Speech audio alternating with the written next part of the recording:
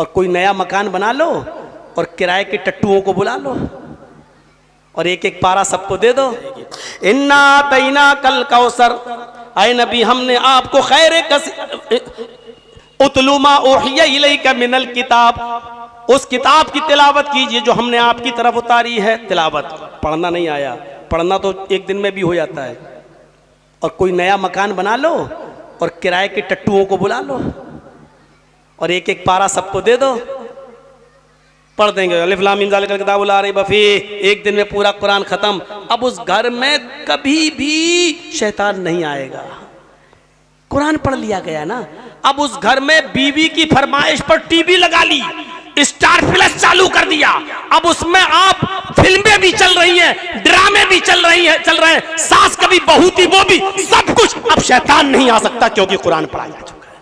क्या खोपड़ी है यार, क्या अकलमंदी है। कोई आदमी मर गया, दफना दिया, दूसरे दिन बुला लो किराए के टट्टुओं को 2-2 लड्डू देने के लिए, एक एक पारा सबको दे दो, पढ़ के बख्श दिया। अब वो जहन्नम में जा ही नहीं सकता है, चाहे उसने कितनी भी शराब पी हो, कितना भी जुआ खेला हो, अपने बाप को रुला के मरा हो, अपनी माँ को सता के मरा हो, अपनी बीवी का हक मार के मरा हो, अपने बेटे और बेटियों के साथ इंसाफ न किया हो, अब वो नहीं जहन्नम में जाएगा क्योंकि पूरा कुरान पढ़ के बख्श दिया है। अब वो जन्नत में चला जाएगा, सीधा जन्नतुल फिरदौस में चला जाएगा। मेरे भाइयों, ये कहाँ की खोपड़ी लेके आ गए हो यार, कहाँ का तमाशा बना के रखा। दूसरी चीज, व अक़िमिस्सलाह, नमाज कायम करो, पढ़ो नहीं, नमाज कायम करो। ओहो, कयाम, नमाज का कायम करना क्या है?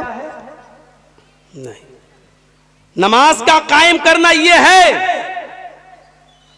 जैसी वक्त हुआ यहां आवाज आई अल्लाहु अकबर अल्लाहु अकबर, अपना काम छोड़ दो और फौरन मस्जिद की तरफ भागो।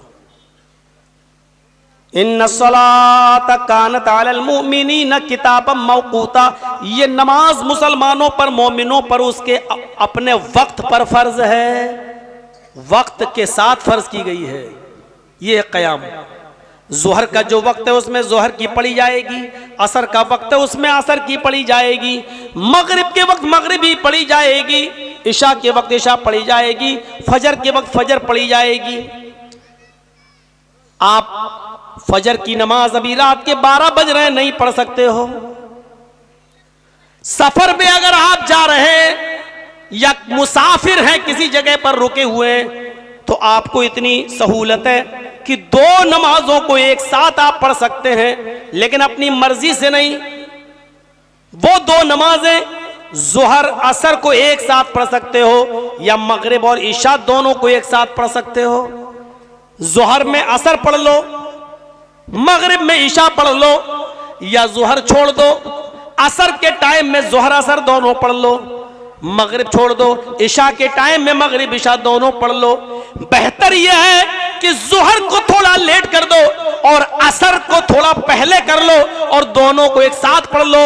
यह सिर्फ सफर के लिए इजाजत है, या बारिश हो रही हो बहुत ज्यादा और आपका घर से निकलना मुश्किल है, तो ऐसी सूरत में भी आप जमा बैन सलातैन कर सकते हैं। जोहर और असर एक साथ पढ़ सकते हैं, मगरिब और इशा एक साथ पढ़ सकते हैं। इस मजबूरी में भी इशा और फजर एक साथ नहीं पढ़ सकते हैं, फजर और जोहर एक साथ नहीं पढ़ सकते हैं। इजाजत सिर्फ जोहर और असर की है, मगरिब और इशा की है। इस मजबूरी में भी इशा में ही फजर पढ़ के सो जाओ कि फजर में ना उठे।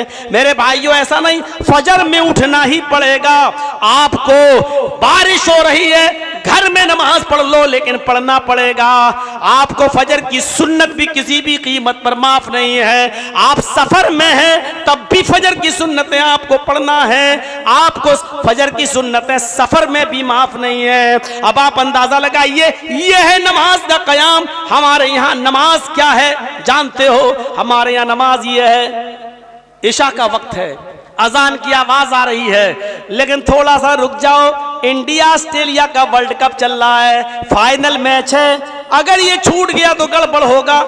जमात निकल गई, निकल जाने दो, हम बाद में कज़ा कर लेंगे। इंडिया ऑस्ट्रेलिया का मैच देखने के चक्कर में हमने ईशा की नमाज छोड़ दी। अब ईशा की नमाज हम 10 बजे पढ़ रहे हैं, जमात निकल गई और हम तब आ रहे हैं। मेरे भाइयों, ये है नमाज से एराज करना, ये है नमाज से पीठ फेरना।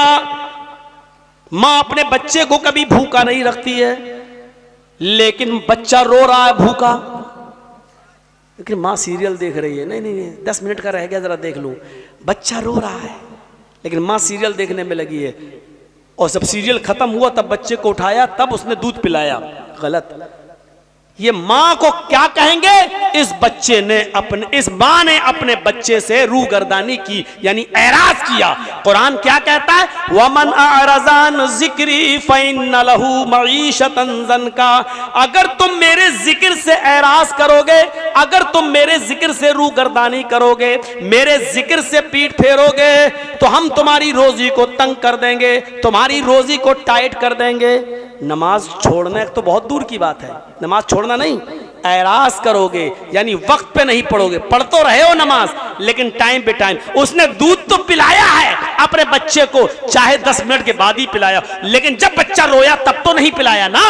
आप नमाज पढ़ने तो गए हो बाद में, जब अजान हो रही तब तो नहीं गए हो। ये दोनों एक कंडीशन है। जैसे ये कहा जाएगा ये अपने बच्चे को अहमियत नहीं दे रही है इस नाटक को देखने के चक्कर में, ऐसे ये कहा जाएगा कि ये शख्स नमाज को अहमियत नहीं दे रहा है इस मैच को देखने में। तो मेरे भाइयों, नमाज की अहमियत तभी होगी जब हम वक्त के ऊपर पढ़ेंगे नमाज को,